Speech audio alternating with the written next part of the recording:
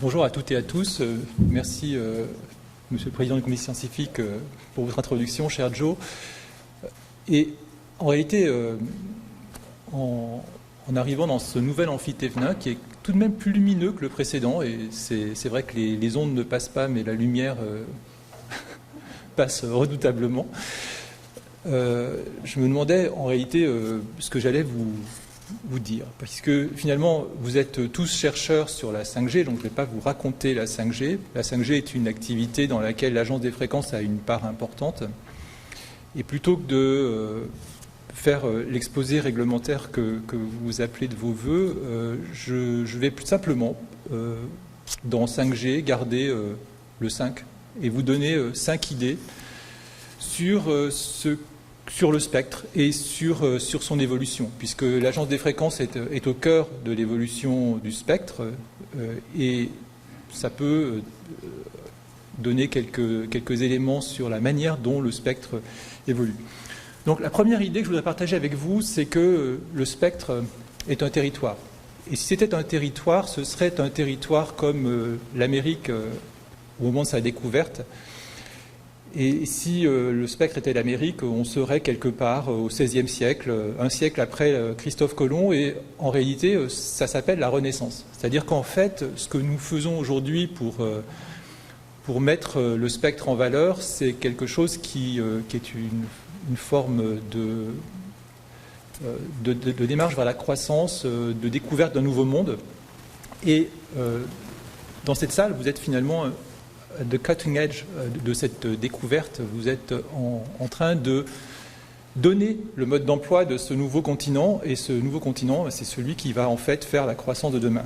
Ce spectre qui est un territoire, l'Agence des fréquences en est l'urbaniste, et comme toutes les agences du monde. Donc nous sommes réunis il y a quelques mois en Égypte pour définir les usages du spectre, comme tous les 4 ans.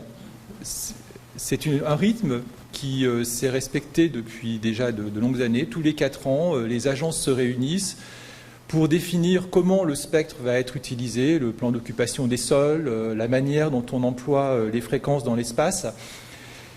C'est un rythme qui maintenant commence à être un peu contesté, puisqu'il paraît très lent, alors que finalement on a de plus en plus de besoins. Avec cette découverte. Cette découverte engendre un effet, en quelque sorte, de boule de neige. De plus en plus de personnes se hâtent vers le sans-fil. Donc, le spectre est un territoire. La deuxième idée, c'est que, finalement, ce territoire est sous pression. Le spectre est sous pression. C'est la deuxième idée importante. Ceux qui connaissent le spectre de longue date ont sans doute déjà entendu ces mots. Le spectre est sous pression. Moi, je les avais déjà entendus il y a peut-être 30 ans.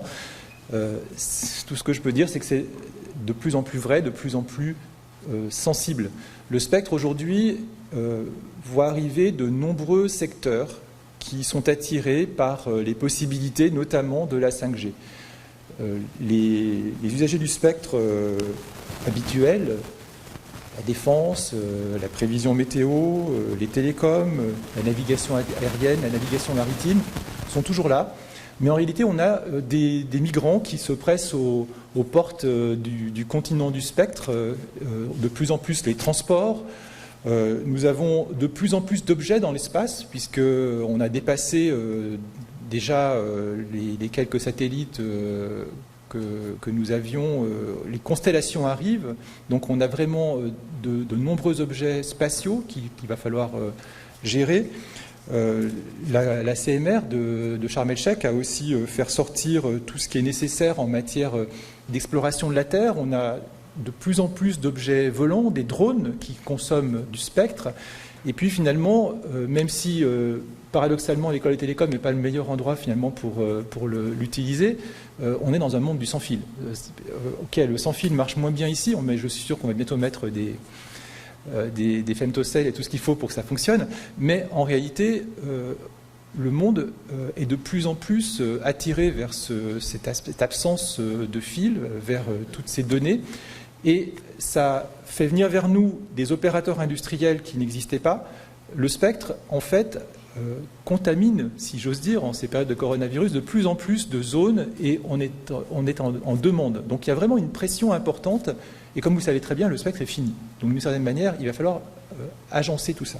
Donc spectre territoire, spectre sous tension, et c'est là que vous entrez un peu en jeu, puisque finalement, c'est vous, en fait, les architectes du spectre. Parce que finalement, le spectre, aujourd'hui, il est très dépendant des inventions que vous pouvez apporter pour rendre cette ville du spectre de plus en plus logeante.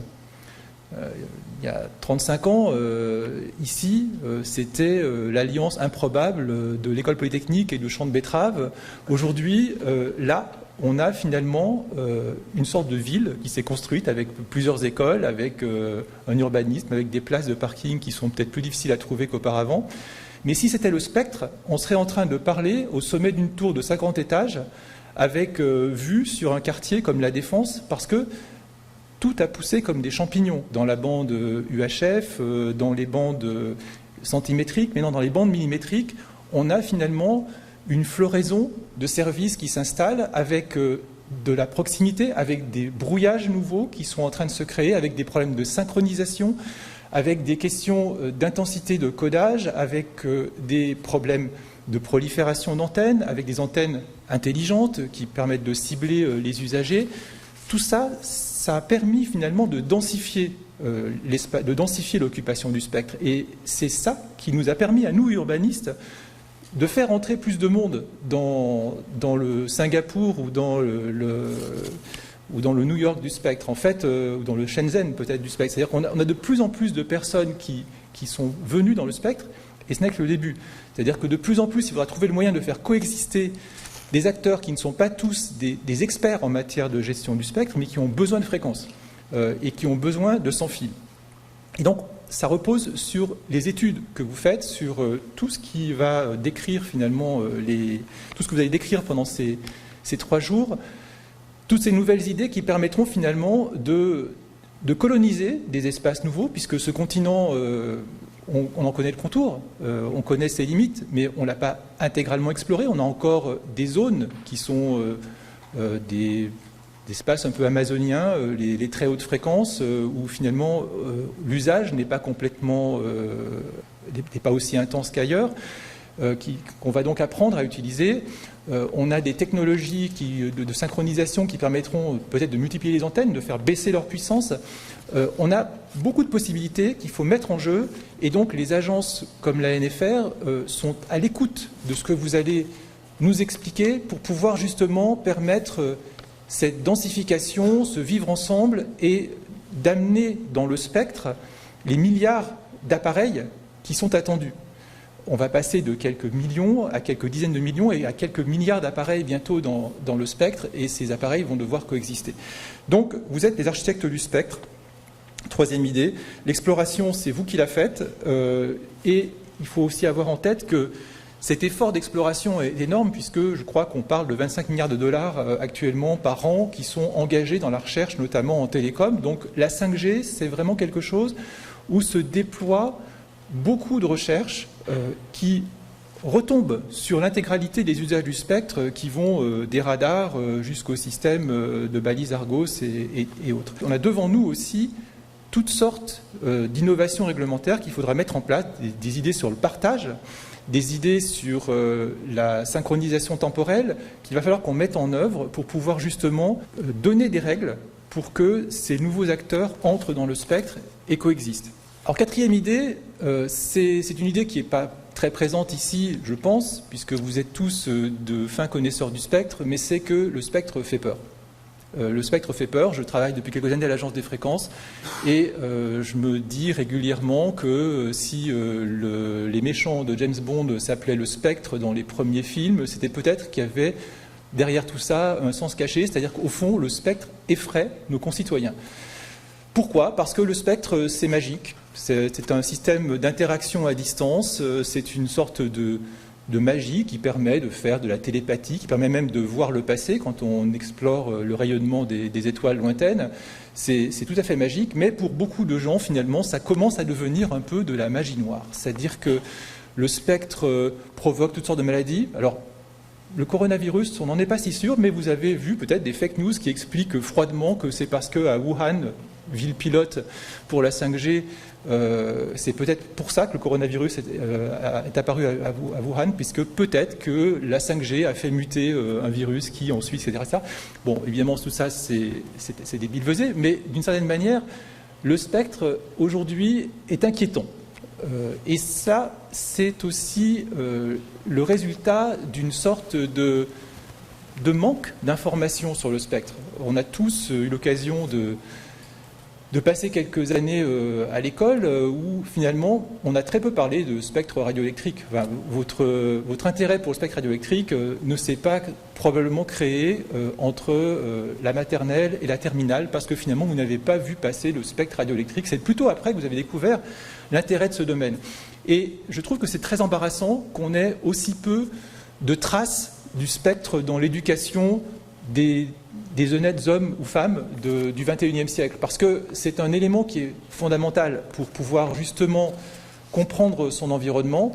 Et comme il manque des éléments pour expliquer ce qu'apporte le spectre et aussi sa réalité pratique, puisque c'est un objet quand même scientifique qui est très bien connu, cette peur se crée parce que c'est quelque chose d'inconnu et néanmoins de présent, et donc les gens sont inquiets. Nous passons beaucoup de temps à parler de DAS, à parler de compteur Linky, à expliquer que les antennes directives ne vont pas tuer tout le monde, que ce n'est pas un rayon laser de la mort. Nous essayons de faire preuve de pédagogie au niveau de l'agence des fréquences, mais je crois que c'est vraiment une mission collective qu'il faut aussi que vous entamiez avec vos élèves, avec vos entourages. C'est important qu'on ait des ambassadeurs du spectre qui expliquent que le spectre est en réalité quelque chose qui peut apporter un progrès utile. Et comme le disait un célèbre slogan d'une compagnie d'électricité, le progrès ne vaut que s'il est partagé par tous. Il faut qu'on fasse partager ces éléments en disant que ce qu'on fait ici, ce que vous faites tous, c'est quelque chose qui va finalement apporter plutôt des bienfaits à la collectivité, plutôt que de tenter d'empoisonner les gens avec des fréquences nocives et occultes. Donc c'est important de remettre le spectre sur le devant de la scène, d'expliquer à quel point c'est important de le gérer, c'est important de le comprendre, c'est important finalement de bien s'en servir. Donc il faut démystifier, et inlassablement, la NFR donnera des faits objectifs pour tenter de démystifier ce sujet. Et la 5G est l'occasion de le faire, puisque la 5G, c'est aussi l'occasion pour beaucoup de savants fous d'expliquer à quel point le danger arrive. On a même d'ailleurs vu des slogans assez simples, 5G, danger. Bon, ça peut marcher avec la 3G aussi. Il faut qu'on sorte de ça. Donc, cinquième idée, c'est que nous réussirons ensemble. C'est-à-dire que l'agence des fréquences, qui justement est urbaniste du spectre, a besoin de la recherche sur la radioélectricité pour faire progresser cet urbanisme. Quand on veut faire de l'urbanisme, c'est important qu'on comprenne comment on peut faire des téléphériques urbains, des bretelles d'accès, des ascenseurs, des plateformes d'hélicoptères, pour pouvoir justement densifier la ville, la rendre plus facile à utiliser. Et c'est vous qui nous apportez ces éléments-là. Donc il faut qu'on ait cette démarche collective. Et de ce point de vue, en France, depuis des décennies, on a une école de gestion des fréquences, de recherche en fréquences, qui est d'excellent niveau. On parle souvent des mathématiques en France et de cette exception qui fait qu'on a des médailles Fields, c'est vrai. De l'autre côté, si on regarde ce qui se passe en fréquences, les fréquences ne sont pas inventées, ne sont pas développées exclusivement dans les centres de recherche britanniques où on a appris à faire des radars, ou dans les centres américains où on a fait de la gestion spatiale.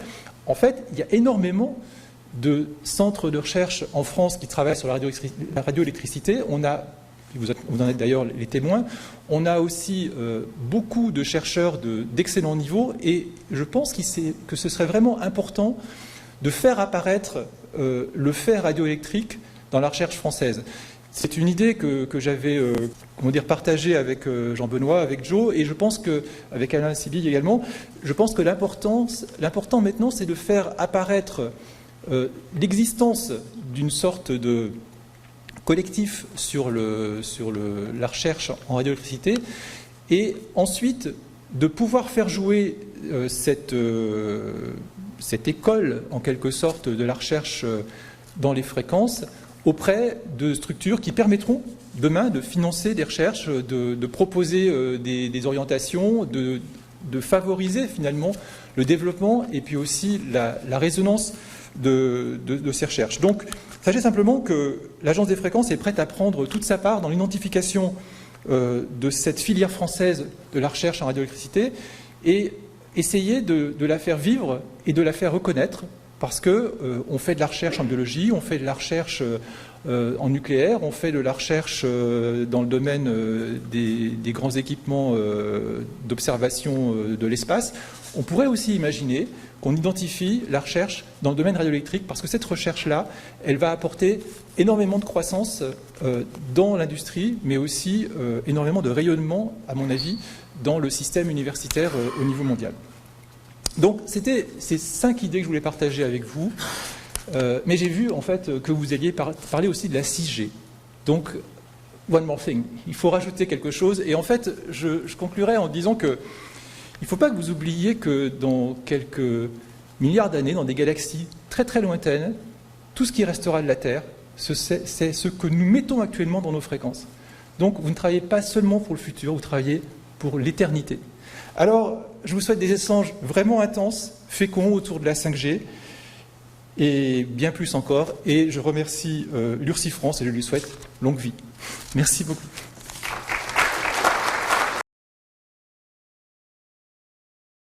La NFR, en fait, aujourd'hui, en termes de travaux, elle s'intéresse à ce qu'on appelle l'IMT, c'est-à-dire, ça ressemble un peu au nom d'ici, mais en fait, au sens classique, dans le domaine de la gestion des fréquences, c'est les systèmes avancés en fait de télécom qui incluent la 5G et qui aussi actuellement servent de coquille à la 6G. Donc, ce que fait l'agence, dans un premier temps, c'est qu'elle trouve des bandes de fréquences pour y mettre ses objets. Donc, ce qu'on a fait en Égypte, c'est qu'on a essayé de mettre la 5G, donc en l'occurrence, et peut-être demain aussi la 6G, dans ces meubles sur la partie millimétrique. Puisque, en fait, la dernière conférence des radiocoms avait à l'ordre du jour des bandes millimétriques pour ces services. Donc on a stabilisé la bande des 26 gigas, alors avec évidemment pas mal de questions par rapport au brouillage possible sur les observations météo en satellite, qui sont toujours pas tranchées, mais enfin on a quand même beaucoup poussé pour protéger la météo. On a aussi ouvert des bandes jusqu'à 66-71 gigas, donc on a en fait des bandes, cette fois-ci vraiment millimétriques, qui sont désignées pour la 5G, et qui vont permettre d'installer des systèmes de 5G à faible portée pour pouvoir avoir une très très grosse bande passante, puisque dans ces gammes de fréquences, on peut facilement faire des tranches de 1 giga et ça permet donc d'avoir des bandes passantes considérables et encore plus avec du carrier aggregation. Donc à court terme, on a mis en place des bandes millimétriques, sachant que bien sûr les bandes basses qui sont déjà désignées pour la 2G, 3G, 4G restent utilisables pour la 5G. Maintenant, ce qu'on constate aussi dans l'usage des bandes 5G, c'est une pression sur les bandes centimétriques. Ce qu'ont apporté les antennes MIMO qu'on va déployer bientôt en 3.5, on déploie d'ailleurs déjà en 3.5 de manière expérimentale en France, c'est une sorte de viabilisation des bandes centimétriques, puisque vous savez qu'il y a quelques années, quand on proposait aux opérateurs télécoms d'aller dans des bandes au-dessus de 3 gigas, ils estimaient que c'était des bandes infernales, ingérables, avec des portées insuffisantes, mais c'était à l'époque des antennes omnidirectionnelles. Aujourd'hui, avec les antennes MIMO qui permettent d'avoir plus de puissance ponctuelle, on arrive finalement à tirer un usage normal des bandes millimétriques, donc à 3.5. À 3.5, finalement, les tests qui sont faits montrent que la portée d'une antenne classique, une antenne macro en 3.5 avec un système MIMO est équivalente à celle d'une antenne omnidirectionnelle en bande 1800. Donc en fait, la 3.5 maintenant n'est plus une, entre guillemets, bande pourrie, c'est au contraire une bande finalement qui a un intérêt économique.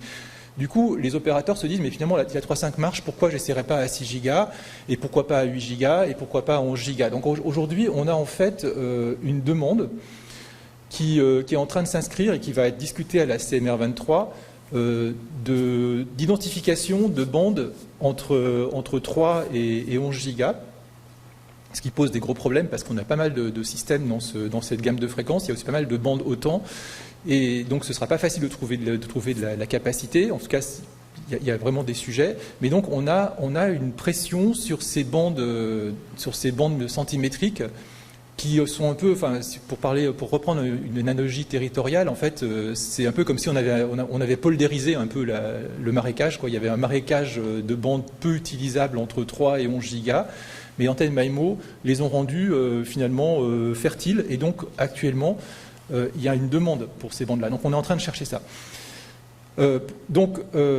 Que va trouver la 6G quand elle va arriver, c'est finalement une sorte de continuum, enfin une sorte plutôt de panel de bandes de fréquences qui va aller de 700 mégas et peut-être plus bas, parce que la question de l'usage des bandes UHF va être posée aussi à la CMR23, donc notamment l'avenir de la TNT en Europe va se poser en 2023. Donc on va trouver un continuum, disons, de 470 MHz jusqu'à 71 GHz, où on pourra avoir des bandes qui seront utilisables pour la 5G et pour la 6G, avec une neutralité technologique.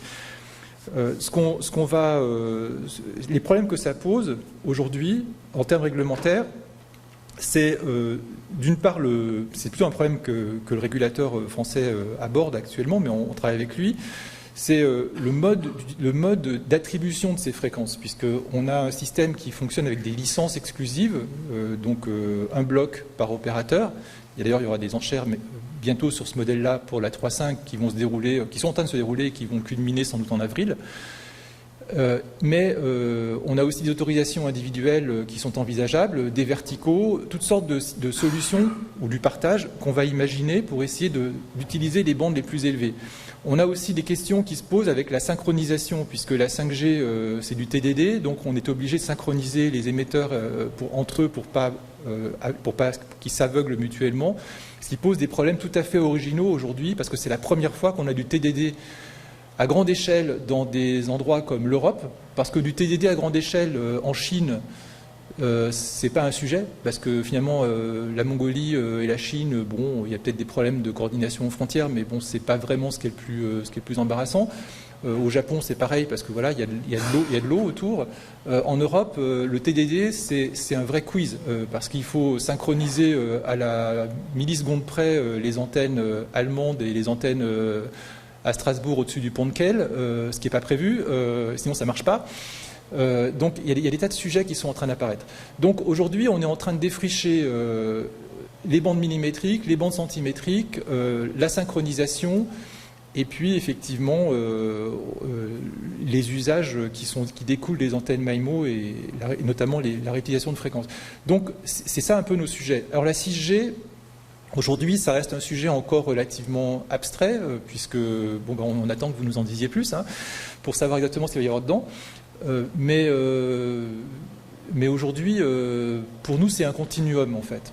De toute manière, depuis que je vois des générations se succéder entre 2G, 3G, 4G, 5G, j'ai constaté qu'il y a une sorte de règle générale qui est que chaque fois qu'une génération apparaît, tout le monde dit que ça va être une rupture. Bon, c'est possible. En fait, avec un peu de recul, c'est toujours relativement faux. C'est toujours un continuum en réalité. Le système des télécoms, il fonctionne avec un objectif qui est la XG, X pouvant prendre plusieurs valeurs. C'est un système un peu religieux, c'est-à-dire qu'en réalité, tout sera réalisé quand la XG sera réalisée. Et puis, en fait, ça prend du temps. Donc, il y a des phases intermédiaires. Ça fait penser un petit peu au système marxiste. Un jour, il y aura l'indicateur du prolétariat, mais en fait, avant, il y a des systèmes intermédiaires avec, ça s'appelle 2G, 3G, 4G, c'est un peu moins bien. Il y a toujours la XG dans l'horizon infini, et finalement, c'est jamais une rupture. C'est toujours un continuum. Donc, quand on arrivera dans la 6G, on saura faire les small cells, on saura faire les antennes MIMO, on saura faire le millimétrique, on saura faire la synchro. Après, il y aura d'autres trucs à apprendre à faire, il faut nous dire quoi. C'est simple. Bonjour, Stéphane Malefra, Société Artfile. On est très très heureux de participer pour la première fois à cette conférence. Merci beaucoup pour votre présentation. J'ai beaucoup aimé le parallèle avec les territoires. Je voulais en fait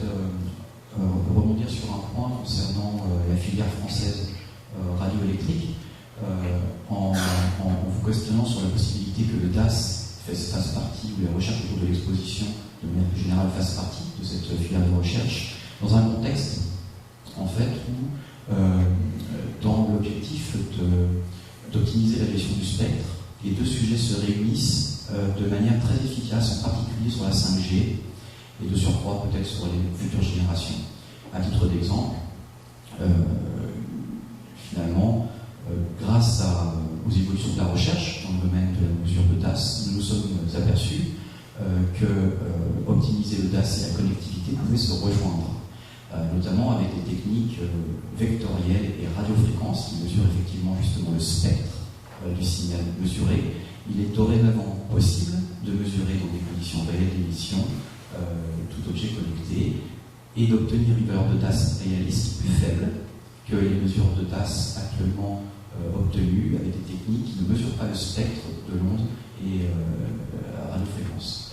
Et donc dans ce contexte-là, on a un exemple assez précis où les avancées sur un terrain qui peut parfois être un petit peu délicat sur le DAS peut servir l'intérêt global en passant par une case de démystification, d'éducation, d'explication et de retour sur les fondamentaux physiques.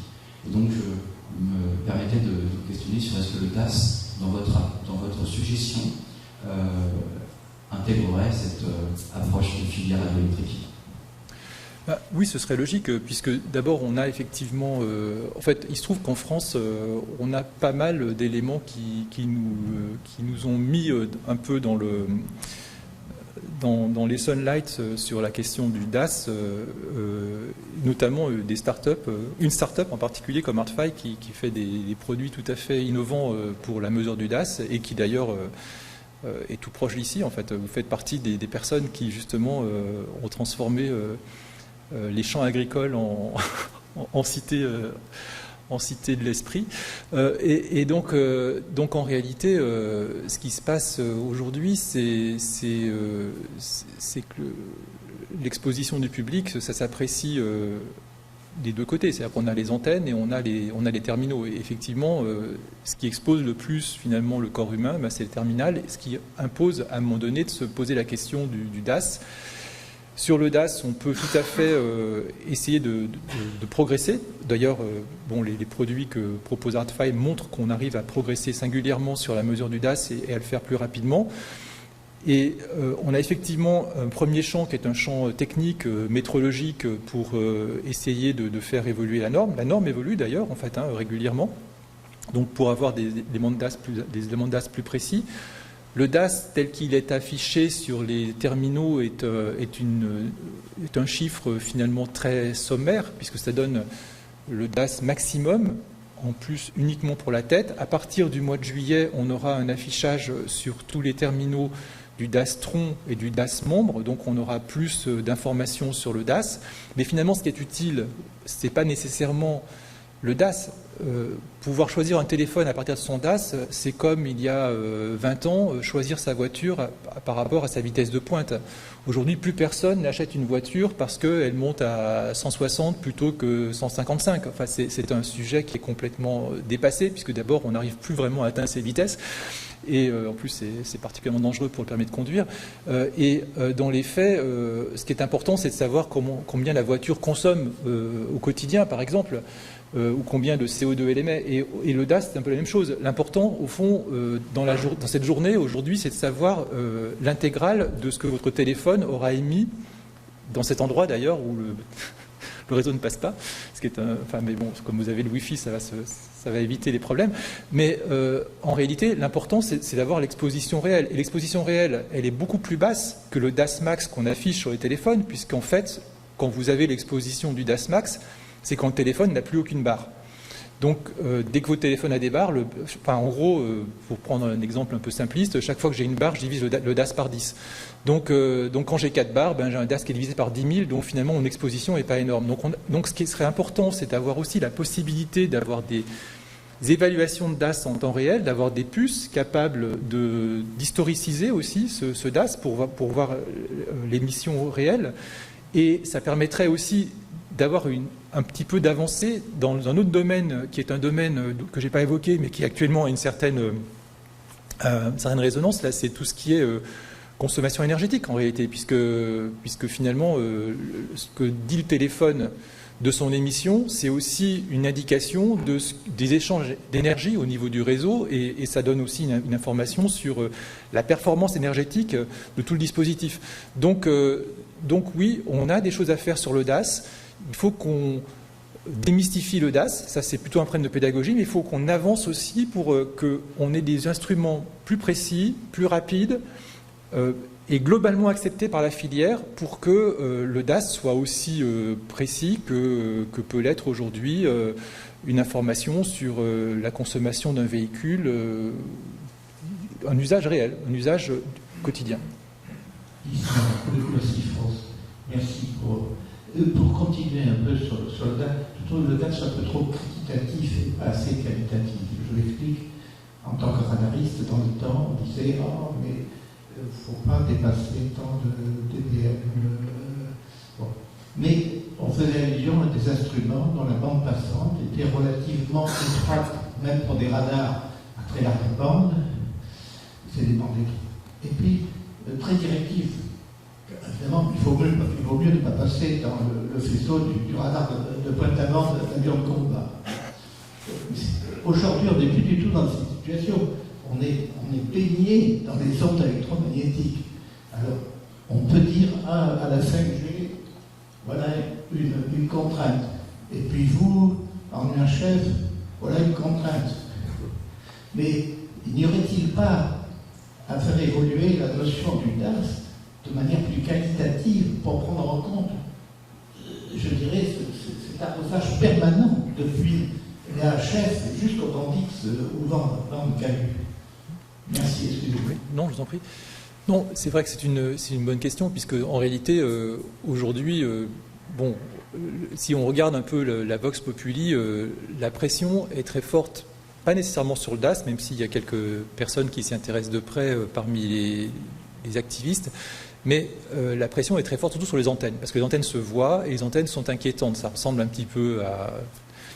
Enfin, c'est assez laid, il y en a partout, et les gens ont très très peur que ça fasse baisser le prix de leur maison. Donc en fait, les antennes sont vraiment un point de focalisation depuis de longues années. Pourtant, ce n'est pas nécessairement elles qui font le plus d'émissions, et ce n'est pas nécessairement les antennes de téléphonie mobile qui sont toujours dans ce qu'on appelle, nous, les points atypiques, puisqu'il y a une réglementation qui nous oblige à regarder ce qui fait une émission plus élevée. On a aussi parfois des antennes de PMR, enfin donc des antennes de services, par exemple, de pompiers, ou des antennes aussi de FM, de radio FM. Quand on regarde donc d'abord la question de santé effectivement est gérée par une autre agence qui est l'ANSES, et on a des seuils, comme vous le savez sans doute, qui sont variables. Et donc, paradoxalement, moi quand j'étais il y a quelques dizaines d'années à Palaiseau, en réalité on était très fiers parce qu'on avait créé une radio pirate dans une école militaire. C'était l'époque des radios libres, et en fait on était finalement assez inconscient, parce que il se trouve que le seuil de santé le plus bas pour justement les différentes bandes, c'est les 28 volts par mètre qu'on a au niveau de la FM. Donc en fait, c'était pas astucieux d'avoir une radio pirate et d'être très très près d'un émetteur avec une limite à 28 volts par mètre. Donc les seuils de santé varient en fonction de la fréquence. L'interaction avec la biologie, elle est finalement plus forte dans le domaine de la dizaine de mégahertz. Et la 5G, finalement, qui crée beaucoup d'inquiétudes aujourd'hui, elle a un niveau qui est à 61 volts par mètre. Donc en fait, on a un niveau qui est assez haut, en réalité, sur les bandes, sur la bande 3.5, par exemple, qui nous donne plus de marge.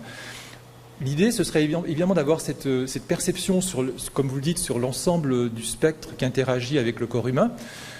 On a essayé de le faire à l'agence en faisant des petites infographies pour montrer ce qui se passe dans une maison, ce qui se passe dans des sports de plein air. On voit qu'aujourd'hui, finalement, l'interaction la plus élevée qu'on a avec la radioélectricité, paradoxalement, c'est sans doute la plaque à induction dans sa cuisine. Même si on a un niveau, justement, qui est très haut par rapport à cette gamme de fréquences, c'est quand même ce qui produit le plus d'énergie, suivi de près par les lampes fluocompactes, qui font des champs quand même assez élevés, avec, c'est vrai, une limite, cette fois-ci, 87 volts par mètre. Aujourd'hui, quand on regarde nos points atypiques, nous on a des points assez élevés, à 80% qui viennent de la téléphonie mobile, parce qu'on a beaucoup d'émetteurs. On voudrait bien faire baisser la puissance de ces émetteurs, mais pour ça, il faut en installer plus, ce que les gens acceptent pas volontiers. C'est pour ça qu'il faut en fait, effectivement, pousser un certain nombre d'éléments pour que les gens comprennent mieux que c'est un tout. C'est-à-dire qu'on a les terminaux, on a les émetteurs. C'est pas la peine d'avoir peu d'émetteurs parce que les terminaux du coup émettent beaucoup plus et donc finalement exposent beaucoup plus le corps humain. Il faut qu'on arrive à expliquer cet ensemble d'émetteurs multiples. C'est pour ça qu'effectivement c'est intéressant d'avoir des systèmes d'intégration sur le DAS qui montrent le DAS au fil des jours.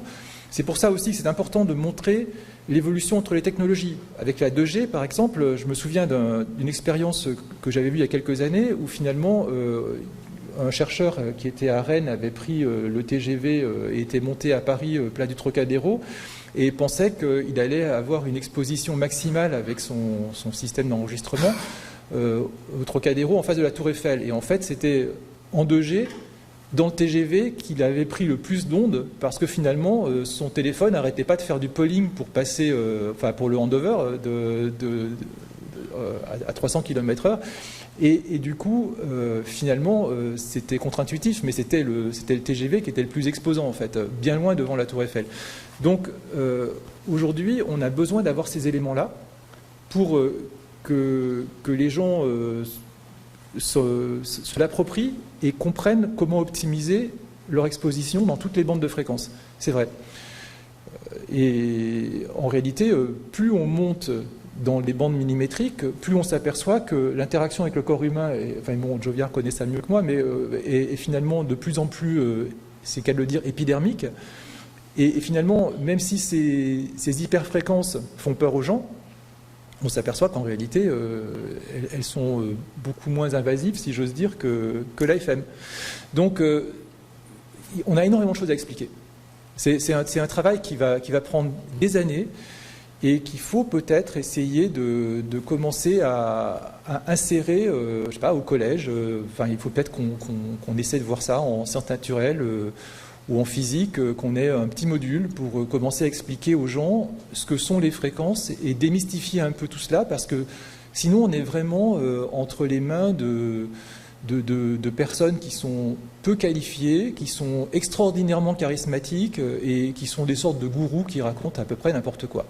Mais bon, c'est Astérix le devin en fait, hein, c'est le même système. Hein, donc il faut qu'on passe à quelque chose de plus rationnel. Merci, moi j'étais intéressé par la remarque sur l'éternité finalement. Ça me pensait à l'histoire de la fin du mois par rapport à la fin du monde. Quoi. Et en fait c'est un peu entre les deux notre problème. Quoi. Et finalement la question, c'est pour ça que c'est peut-être intéressant de savoir si un peu les réflexions de la NFR, entre autres, parce qu'on voit bien que finalement les fréquences, elles sont utilisées depuis quelques siècles, en gros, un siècle principalement. Et ça a beaucoup évolué parce que la technologie elle a énormément évolué. Donc on a quelque chose qui est assez intéressant, qui est finalement une problématique qui va dépasser les fréquences, puis en même temps la capacité globale a beaucoup grimpé. Bon, on a vu par exemple que le niveau, parce que le niveau ça détache Shannon d'une certaine façon, ça détache Shannon pour des liaisons d'un émetteur et d'un récepteur, parce qu'en fait on en a plusieurs. Donc on voit que la technologie en fait elle a permis de pas mal progresser. Donc la question c'est, est-ce que finalement, dans cette utilisation des fréquences, est-ce qu'on essaie aussi d'entrevoir, peut-être pas l'éternité, peut-être pas simplement demain, un petit peu entre les deux, donc à quelques dizaines d'années, on parlait des générations, effectivement, entre la 2G et la 2G, il y a 30 ans, quoi, hein, facilement, donc à quelques 10, 20, 30 ans de distance, est-ce que finalement il y a une réflexion sur comment est-ce que ces fréquences, on va pouvoir les utiliser de façon de plus en plus efficace, par à la fois du côté des usages, parce que effectivement les systèmes environnants ils se rapprochent de nous, on travaille de plus en plus sur toute une gamme de fréquences, et puis en même temps la technologie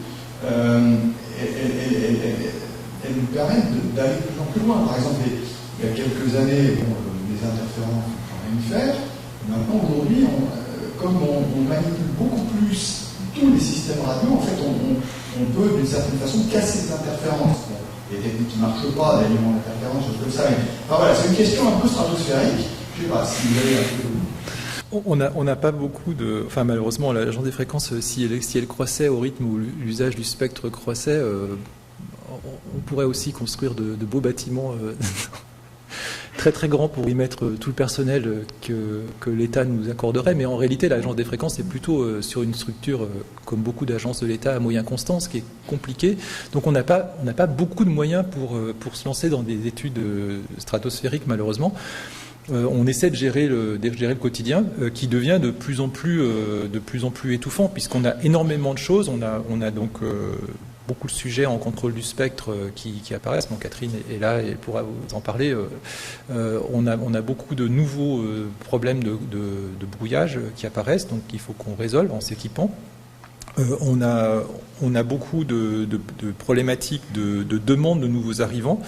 La 5G a fait un appel d'air énorme parce que la 5G, finalement, son message, c'est si votre secteur industriel est toujours avec des fils, avec la 5G, il deviendra sans fil. Donc aujourd'hui, on a des tas de personnes qui disent « mais moi, je vais me mettre au sans fil avec la 5G parce que finalement, c'est peut-être pour moi ».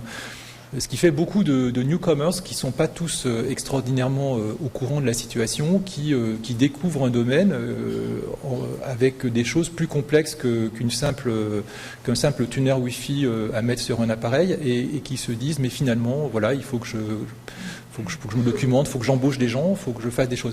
Donc la 5G fait cette sorte d'appel d'air que j'évoquais auparavant. Et en fait, dans l'évolution à très long terme, l'urbaniste du spectre, il marche un petit peu comme un urbaniste normal. C'est-à-dire que finalement, si on doit gérer une ville, on peut avoir des très grands projets. On peut dire, voilà, je vais raser la moitié de la ville et je vais faire une sorte de Brasilia, etc. Bon. Ça marche pas comme ça en général, enfin, sauf quand la ville n'existe pas. Enfin, on peut faire Cergy-Pontoise, on peut faire Plateau de Saclay, mais quand la ville existe déjà, on procède plutôt par gestion des dents creuses successives. C'est-à-dire il y a un bâtiment qui se trouve en indivision, qui marche pas bien, qui commence à être en mauvais état, où les usagers sont pas très très très moteurs, hop. L'agence des fréquences passe, décide qu'on démolit tout et comme justement quelqu'un frappe à la porte, on dit ben voilà, on va mettre ce service-là, voilà, on va transformer l'ancienne usine de Grenelle-Linge à Issy-les-Moulineaux en nouveau siège de Cisco, voilà, parce que c'est plus adapté au monde moderne. Et en fait, ce dispositif, ça fonctionne comme ça, c'est-à-dire qu'il y a énormément de réaménagement par opportunisme. Quand on a besoin de fréquences, on a une demande qui se fait jour. Bon, il y a des gens qui viennent en disant voilà, moi j'ai besoin d'une gamme de fréquences. Par exemple, on a besoin actuellement d'une gamme de fréquences pour faire des atterrisseurs pour Dassault, là dans la gamme des 32 gigas. Il dit voilà, on a besoin de tant de mégahertz dans cette bande. C'est là que ça marche parce que voilà, il y a des problèmes avec l'eau, tout ça, le brouillard, etc. Et c'est ça qu'il nous faut. Donc on cherche, on regarde finalement quels sont les défenseurs les moins virulents. Et quand on trouve une zone qui est à peu près sensible, on dit voilà, bon, ben, vous allez être exproprié et on va y mettre ce système-là. Et ensuite, on s'arrange pour que les différentes agences dans le monde aient le même avis. Donc, c'est pas simple, mais c'est plutôt quelque chose qui est de l'ordre de l'opportunisme. Aujourd'hui, on n'a pas, effectivement, ça manque sans doute, on n'a pas de plan d'occupation du spectre à moyen terme ou à très long terme en disant on va réagencer complètement la ville et voilà, le 12e arrondissement va être exclusivement dédié, à la médecine et on va mettre tous les hôpitaux dans le 12e arrondissement et on va enlever le reste. C'est pas possible. C'est purement des ajustements qu'on fait avec succès pour l'instant parce qu'on n'a pas, on arrive à trouver de la place pour les nouveaux arrivants. C'est peut-être quelque chose qui va atteindre ses limites, tu as raison, et peut-être qu'à un moment donné, on va devoir effectivement commencer à faire des systèmes beaucoup plus ambitieux, parce qu'on aura besoin de beaucoup plus de bandes, contiguës, et il faudra trouver d'autres systèmes que les trous qui se créent dans le spectre par un défaut d'usage.